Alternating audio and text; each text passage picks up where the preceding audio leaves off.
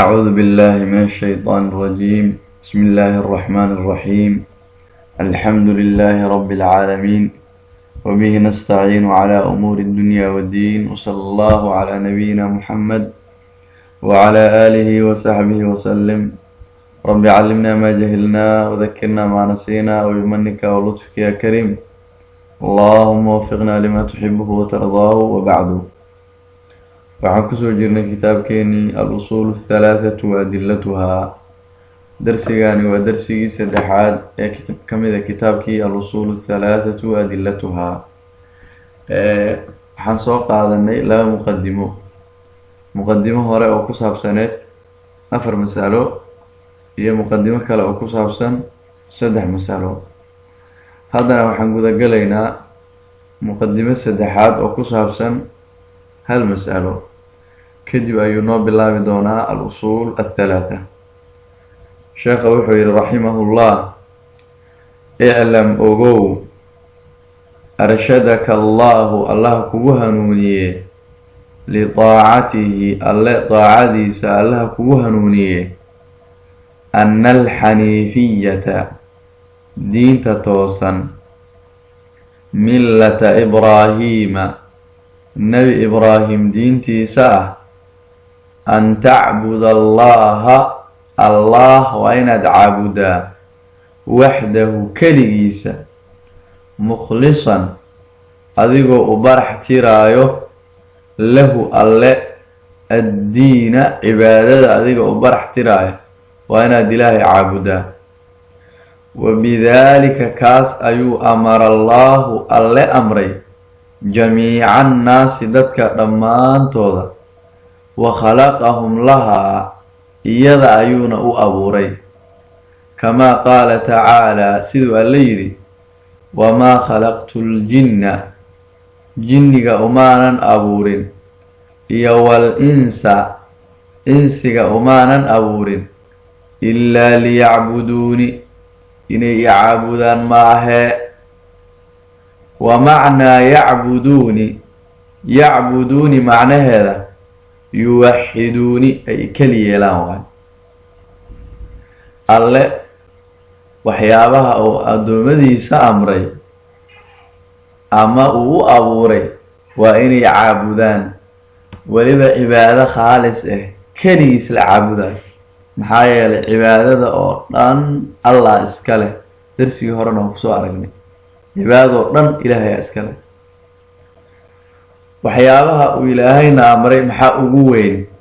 sheekha wuxuu yidhi: wa acdamu maa amara allaahu bihi, wa acdamu maa shaykan ugu weyniga badan, amara allaahu ilaahay uu faray, bihi asaga, attawxiidu towxiid waaye.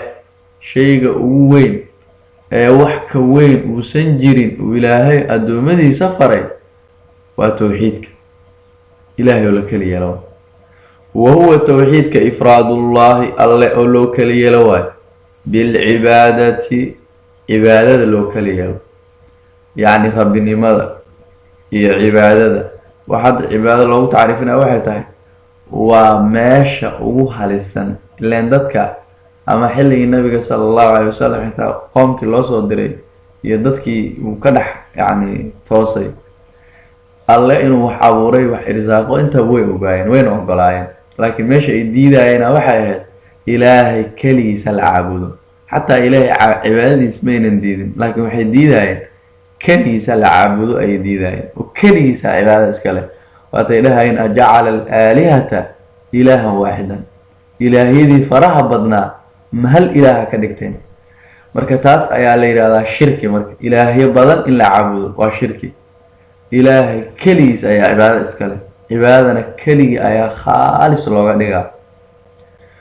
wa acdamu maa shaykan ugu weyniga badan, amara allaahu ilaahay uu faray bihi asaga, attowxiidu towxiid waay. wa huwa towxiidka ifraadullaahi ilaahay oo loo keli yeelo waayo, bilcibaadati cibaada loo keli yeelo. wa acdamu maa shaykan ugu weyniga badan, nahaa uu reebay canhu alle uu reebay, ashirku waa shirkiga iyo gaalnimada. haddaaye maadaama ay ahaatay shayga ugu weyn ee nala faray towxiidka, hadda waxa uu leeyahay shayga ugu weyn ee uu naga reebay waa gaalnimo, ilaan gaalnimo dembi ka weyn oo la galo ma jiro.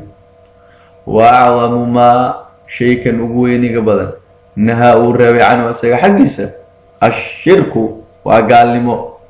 wa huwa shirkini dacwatu gayrihi alle gayrkiisa oo la baryo waaye macahu alle la jirkiisa.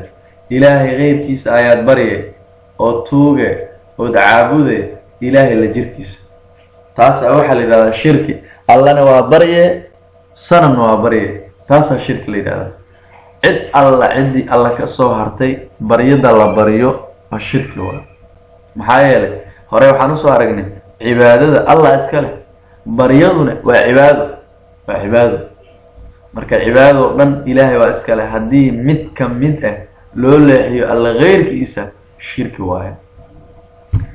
والدليل وحاو دليل قوله تعالى الله قول كيسا واعبدوا الله عابدا ولا تشركوا هأشريكي لنا به الله شيئا وحبا. الله وحونا أمر عبادة ديسا وحونا نغريبا شركي إنا الإله لو ذا جن عبادة عدكنا ملك الله كليس عابدا واعبدوا الله كليس عابدا ولا تشركوا هنا لو ذاجنا به الله شيئا وحبا. شرك يوذاجين هلا إيماننا مركا فيري هدي الله إيمانته عبادة الله شركنا عادسك إلى لسو موحد آياتها إلهي روح كليالي وعبادتي سو كليالي آيانا قنيسا وأنا سيدا لغاربو وأنا مدى الدنيا آخرة أتكون ليباني ستكون بادي سيدوان ولا تشركوا هنا أشريكي لنا به الله شيئا وحبه أشريكي لنا واعبدوا الله لا عبدا ولا تشركوا أشريكي لنا به الله أشريكي لنا شيئا وحبه شيئا. حتى نكره في سياق النهي، نكره في سياق النهي عموم أي فائدة أو حلنا شيء كستأو نقران درسي كوري عبسو قادنا ملك الله كدغ لسودوي رسول الله صدر الله كدغ لو جيدا يعني عيد عبادة إلهي لو لحين كرو ما جرتو.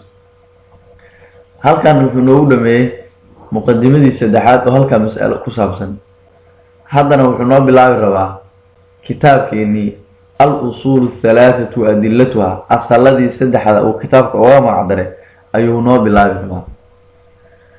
الشيخ وحيري فإذا قيل لك هدي لو يراهدو ما الأصول الثلاثة سدحة أصل محيطها هدي لو يراهدو التي سدحة أصل يجب واجبه على الإنسان إنسان كدوشيسا معرفتها برشد يكون واجبه هدي لو ويديو فقل له أو جواب كو معرفة العبد أدونك جرشديسا يبرشديسا واي ربه ربيس أوبرتو وقضب كي كوات أصل كي كوات ودينه دينك الله وإنه برتو وقضب كي اللوال ونبيه الله نبيه وإنه برتو محمدا صلى الله عليه وسلم.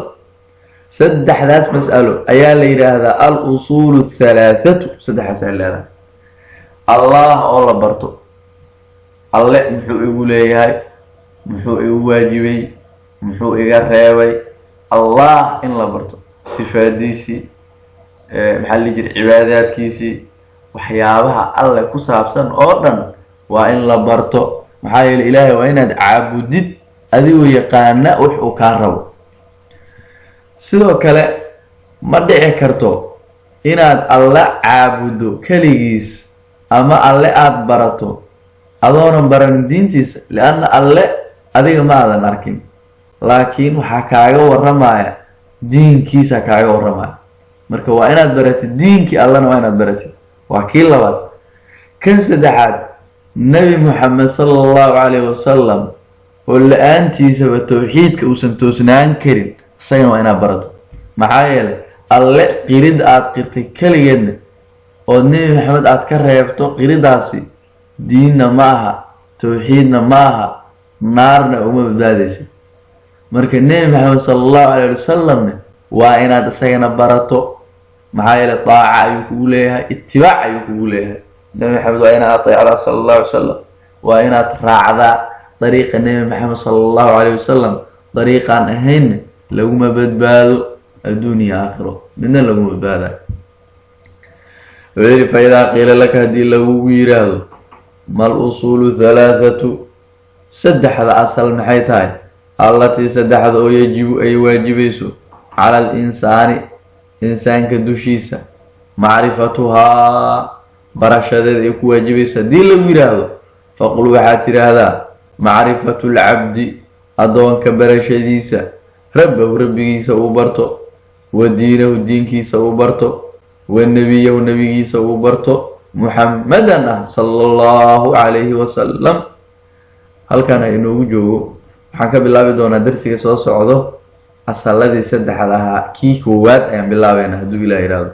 adaa billahi towfiiq wasala allahu wasalama calaa nabiyina muxamed wacala aalihi wasaxbihi wasalim.